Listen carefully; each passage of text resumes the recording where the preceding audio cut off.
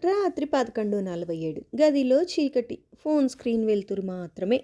ఆ వెలుతురులో ఆమె కళ్ళలో నీళ్లు మెరుస్తున్నాయి. Last seen 11:45.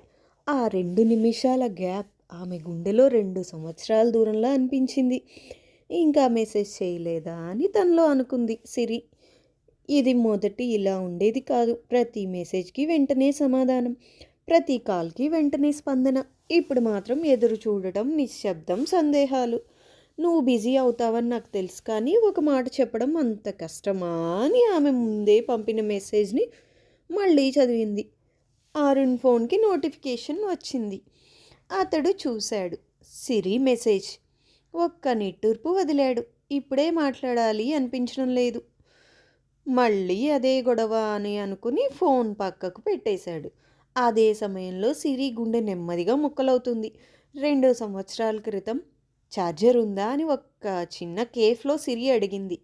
ఉంది అని నవ్వుతూ అరుణ్ ఇచ్చాడు. అక్కడ మొదలైంది వాళ్ళ కథ. చిన్న మాటలు, చిన్న నవ్వులు, చిన్న జాగ్రత్తలు, ఇవన్నీ కలిసి ప్రేమగా మారాయి. మొదట్లో అరుణ్ చాలా చూసుకునేవాడు. తిన్నావా, ఇంటికి చేరావా, జాగ్రత్తగా ఉండు.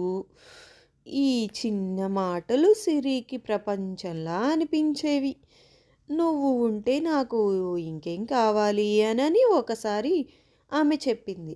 నువ్వు ఎప్పుడు నీతోనే, నేనెప్పుడు నీతోనే ఉంటా అని అతను మాట ఇచ్చాడు. కానీ కాలంతో పాటు ఆ మాటల వెనుక ఉన్న వేడి కొంచెం తగ్గింది. ఇప్పుడు నువ్వు మారిపోయావు అని సిరి ఒకరోజు ఫోన్లో చెప్పింది. మారడం తప్ప అని అరుణ్ అడిగాడు. అది మారడం కాదు, అది దూరం అవ్వడం అని ఆమె గట్టిగా చెప్పింది. నువ్వే ఎక్కువగా ఆలోచిస్తున్నావు అని అతను అన్నాడు. అంటే సమస్య నేనా అని ఆమె స్వరం కంపించింది. నేను అలా అనలేదు అని అతను అన్నాడు. కానీ అర్థం అదే అని ఆమె కళ్ళలో నీళ్లు వచ్చాయి. నాకు పని ఒత్తిడి చాలా ఉంది. ప్రతి చిన్న విషయంపై ఇలా గొడవ పడడం నాకు కష్టం అని అతను చెప్పాడు. అయితే నేను చిన్న విషయమా అని ఆమె ఒక్కసారిగా అడిగింది. అతను మౌనమయ్యాడు. ఆ మౌనం ఆమెకి సమాధానం అయ్యింది. సరే అని చెప్పి ఆమె కాల్ కట్ చేసింది. అది సిరి జీవితంలో మొదటి పెద్ద విరుగు. ఇంత సులభంగా ఎలా పట్టించుకోకుండా ఉంటాడు అని ఆమె తన స్నేహితురాలికి మెసేజ్ చేసింది. అతను అలసిపోయి ఉండవచ్చు అని స్నేహితురాలు చెప్పింది. అది కారణం కాదు, నేను కూడా అలసిపోయాను, కానీ అతని కోసం సమయం కేటాయిస్తాను అని సిరి ఏడుస్తూ టైప్ చేసింది. ఇక అరుణ్ వైపు అతని ఉద్యోగంలో ఒత్తిడితో అలసిపోయాడు. లక్ష్యాలు, సమావేశాలు, ఒత్తిడి, ఇంటి వాళ్ళ ఆశలు, పని ఒత్తిడి, ఇప్పుడు ఇది కూడా అని అతను తనలో తాను అనుకున్నాడు. నేను ఆమెను ప్రేమించను కాదు, కానీ ప్రతిరోజు ఇలా గొడవలు, నాకు ఊపిరి తీసుకోవడానికి కూడా అవకాశం లేదు అని అతను నిరాశగా అనుకున్నాడు. అతనికి తెలియదు అదే సమయంలో సిరి ఏడుస్తుంది అని. ఒకరోజు సిరి నిర్ణయించుకుంది, మాట్లాడాలి, తనతో స్పష్టంగా మాట్లాడాలి అని. వాళ్ళిద్దరూ కలిశారు. మనం ఇద్దరం ఇక ఇలా కొనసాగలేము అని ఆమె నేరుగా చెప్పింది. ఇప్పుడు మళ్ళీ ఏం జరిగింది అని అతను కొంచెం కోపంగా అడిగాడు. మనం ఇద్దరం ఒకే దారిలో లేము. నేను ప్రయత్నిస్తున్నాను, నువ్వు దూరం అవుతున్నావు అని ఆమె చెప్పింది. నేను ప్రయత్నించడం లేదా అని అతను గొంతెత్తాడు. నువ్వు ఉన్నావు కానీ నిజంగా ప్రయత్నించడం లేదు అని ఆమె కళ్ళలోకి చూస్తూ చెప్పింది. అంటే నేను చెడ్డవాడిని అన్నమాట అని అతను వ్యంగ్యంగా నవ్వాడు. నేను అలా అనలేదు, కానీ నీ ప్రవర్తన నన్ను బాధిస్తుంది అని ఆమె స్వరం కంపించింది. ప్రతి చిన్న విషయంపై ఇలా స్పందించడం వల్లనే నాకు మాట్లాడాలి అని అనిపించదు అని అతను అన్నాడు. ఆ మాటకు ఆమెకి గుండెలో గాయమైంది. చాలా బాధ వేసింది. అంటే నేను సమస్య కదా అని ఆమె అడిగింది. నువ్వు కూడా నీ తప్పులు అంగీకరించాలి అని అతను అన్నాడు. నేను సిద్ధంగా ఉన్నాను, మరి నువ్వు అని ఆమె అడిగింది. అతను మౌనంగా ఉన్నాడు. ఆ మౌనం ఈ సంబంధంలో పెద్ద సమస్య. కొన్ని రోజులు మాట్లాడలేదు. సిరి రోజు ఫోన్ చూస్తుంది, ఒక మెసేజ్ వస్తుందేమో అని. అరుణ్ కూడా చూస్తాడు, మెసేజ్ చెయ్యాలా అని అనుకుంటాడు, కానీ అహంకారం ఆపుతుంది. ఇద్దరూ ఏడుస్తూ చూస్తూ ఉంటారు, కానీ ఎవ్వరూ ముందుకు రారు. ఒకరోజు రాత్రి 2:15కి సిరికి ఒక మెసేజ్ వచ్చింది. లేచున్నావా అని. ఆమె వెంటనే స్పందించింది. అవును, మాట్లాడాలా అని అతను అడిగాడు. కాల్స్ కలిశాయి. హలో అని ఇద్దరూ ఒకేసారి అన్నారు. కొంచెం నిశ్శబ్దం. క్షమించు అని ఇద్దరూ ఒకేసారి చెప్పారు. ఇద్దరూ చిన్నగా నవ్వుకున్నారు. నువ్వు ముందు చెప్పు అని సిరి చెప్పింది. లేదు, నువ్వే అని అతను అన్నాడు. నేను కొంచెం ఎక్కువగా స్పందిస్తాను, కానీ అది నేను జాగ్రత్తగా ఉన్నానని అని ఆమె చెప్పింది. నేను కూడా క్షమించాలి, నేను పట్టించుకోకుండా ఉండడం నా తప్పు అని అతను నిజంగా అన్నాడు. మన ఇద్దరిలోనూ తప్పులున్నాయి అని ఆమె చెప్పింది. కానీ మన ఇద్దరం మార్చుకోగలం అని అతను అన్నాడు. అక్కడి నుండి మార్పు మొదలైంది. కొన్ని నియమాలు పెట్టుకుందాం అని సిరి అడిగింది. ఏమిటి అని అతను అడిగాడు. బిజీ అయితే చెప్పాలి, పట్టించుకోకుండా ఉండకూడదు అని ఆమె చెప్పింది. సరే అని అతను అన్నాడు. గొడవలో పాత విషయాలు తెచ్చుకోకూడదు అని చెప్పింది ఆమె.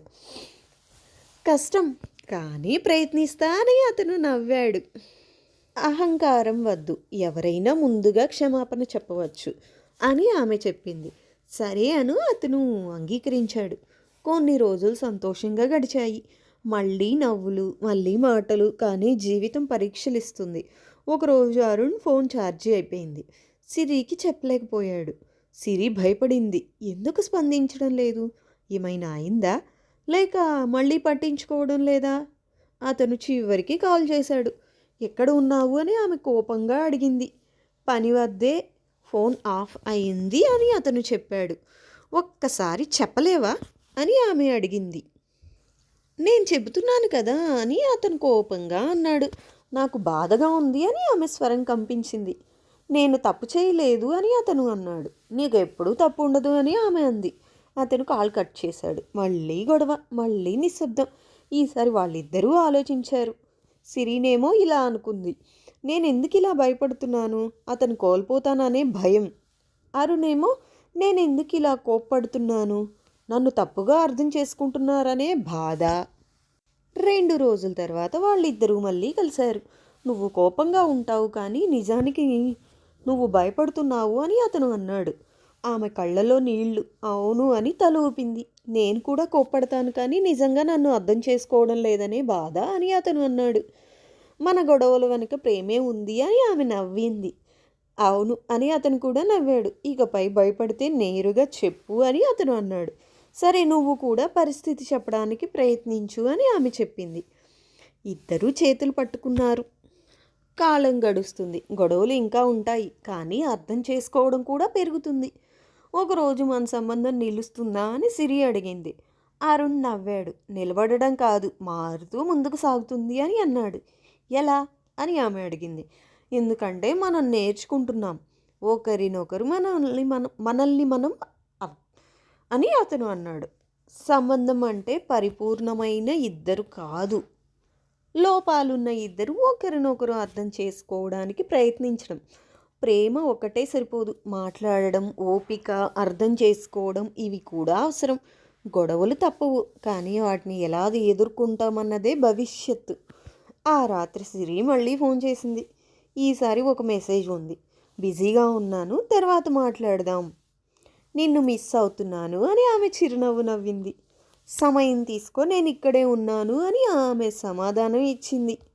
ముందు ఉండేది భయం, ఇప్పుడు ఉండేది నమ్మకం. ముందు అహంకారం ఉండేది, ఇప్పుడు ప్రయత్నం.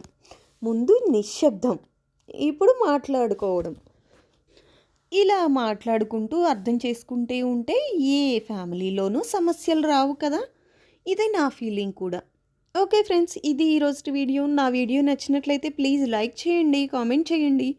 మరెన్నో వీడియోస్ కోసం సబ్స్క్రైబ్ చేసుకోండి. Thank you for watching. Bye.